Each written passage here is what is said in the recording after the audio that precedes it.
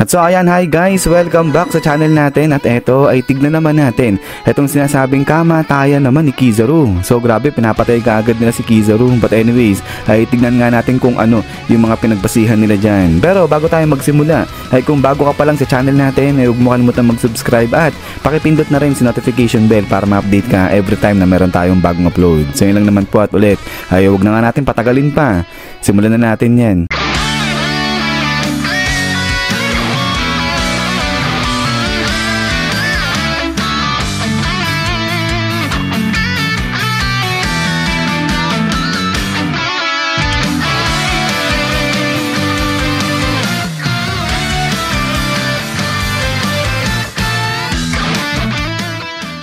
At so marami na nagsasabi na etong si Kizaru ay magbe-betray siya kala Saturn. At kaya nga dahil dito ay pwedeng ikamatay ngayon niya ni Kizaru. Pero ang pinagbasihan kung bakit nasasabi na mamamatay etong si Kizaru ay dahil dito yan sa flashback ni Kuma, na kung saan ipinapakita na etong si Kizaru masaya siyang kasama. Etong sila Kuma, etong sila Dr. Vegapunk, at eto nga sama-sama pa silang kumakain dyan at nakikisayaw pa etong si Kizaru dyan. So dito sinasabi na parang ito yata yung kauna-unahan at saka yung huli na nakikita o makikita itong si Kizaru na masaya siya. Kasi nga diba, itong si Kizaru madalas pinapakita yan yung parang wala siyang emosyon. Pero dito makikita natin na ang saya-saya ni Kizaru kasama itong sila Dr. Vegapunk. Pero pagkatapos nga ng kasiyahan na to ni Kizaru ay dito sa panel na to ay makikita nga yung pagsisimula ng paghihirap ni Kizaru mentally at saka nga emotionally. So dito sinasabi nga na kaya nagsusuot ng salamin itong si Kizaru ay para hindi makita nila Dr. Vegapunk o ng iba yung pagluha niya. Kasi nga ito yung time na kung saan sinabi ni Saturn na parang papatayin ni itong si Kuma. So dito nalulungkot itong si Saturn tuloy si Kizaru pero wala siyang magawa.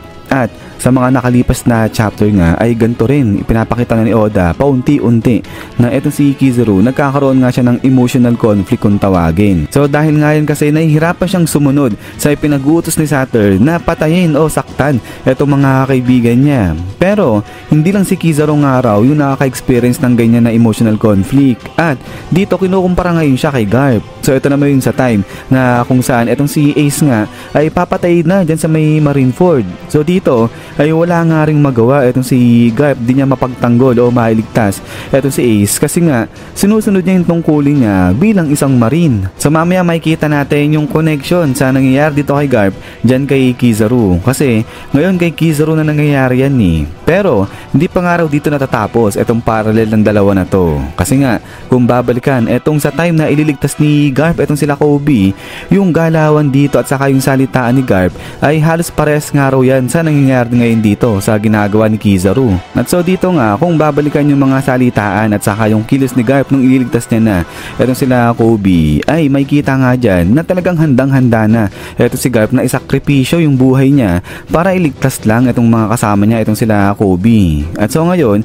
etong si Kizaru ganyan din yung nagiging datingan niya. So kaya nga etong sila Dal nagugulat sa mga sinasabi nga nito ni Kizaru, kasi alam nila yung mga tipong ganyang salitaan o galawan ibig sabihin magpapakamatay na yan dyan. Pero hindi lang dito kaladal yan gagawin ni Kizaru, dahil pinaplano niya nga rin gawin yan kahit kala Dr. Vegapunk. At so now, kung titignan naman etong ang perspective ngayon ni Saturn dyan kay Kizaru ay unti-unti parang nahahalata na nga o napapansin na nga ni Saturn dyan kay Kizaru na may something wrong sa kanya, na hinahihirapan nga siya na sumunod dyan sa pinag-uutos sa kanya. Kasi nga diba, sabi nga ni Saturn pansin niya na parang bumabagal etong si Kizaru sa paggawa ng mga pinag-uutos sa kanya. At so now, dahil nga sa pansin na ni Saturn itong kakatuwang kilos ni Kizaru, kaya alam na nga rin ni Kizaru na yung kabayaran sa ginagawa ng pagkilos na yan ay kamatayan. So kaya na ang tanong, susunod pa rin ba itong si Kizaru dyan sa pinag-uutos ni Saturn? So marami nagsasabi na oo, gagawin pa rin o susunod pa rin itong si Kizaru dyan kay Saturn, pero ang gagawin niya ay hindi niya papatayin itong sila Dr. Vegapunk, kung hindi pupuruhan niya lang yung mga yan. So ang mangyayari ay aatake na lang aatake itong si Kizaru dyan kala Dr. Vegapunk, kala Kuma, hanggang sa dumating na nga itong grupo ng Straw Hat Pirates natin at mailigtas etong sila Dr. Vegapunk dyan. So bale, nagbabay lang ng time, ibig sabihin etong si Kizaru na dumating etong Straw Hat Pirates natin dyan para iligtas etong si Dr. Vegapunk. At pag dumating na nga dyan itong grupo ng Straw Hat Pirates natin, ay hahayaan niya na makatakas o makaalis etong grupo ng Straw Hat Pirates natin kasama etong sila Dr. Vegapunk. Pero pagkatapos nga ng pagliligtas na yan, ay dito na tatanggapin ni Kizaru yung parusa sa kanya ni Saturn, which is yung sa kamatayan na nga. Pero hindi pa dyan natatapos dahil hindi nga raw etong si Saturn yung makakapatay dyan kay Kizaru. At dito na papasok ngayon yung plot twist, yung sa pagdating na ng grupo ng Blackbeard Pirates dyan sa may Egghead Island. So pinaniniwalaan na etong sila Blackbeard pupunta dyan sa may Egghead Island at mag-a-attempt sila na kunin etong Devil Fruit naman dyan ni Saturn.